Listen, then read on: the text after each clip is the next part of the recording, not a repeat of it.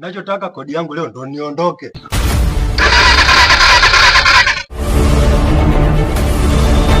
Homa? Skopi! Sina hela. Namaanisha jiongeze, wewe ni mwanamke. Unajua bado unaweka kwenye wakati mgumu. Maana hii ndio sababu ya kuoa mdogo wangu.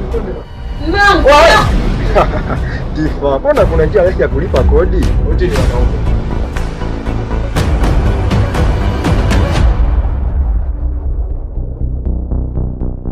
Mume wangu, mbona sikuelewi, una shida gani? Kwanza wewe ndio unatakiwa unyamaze kabisa. Nilikuona kwa macho yangu mawili.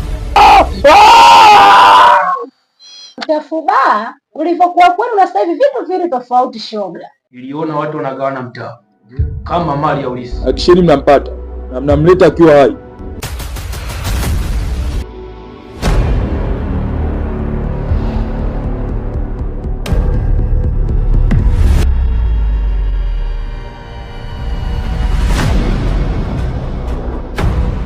Pesa yako haijawahi pungua.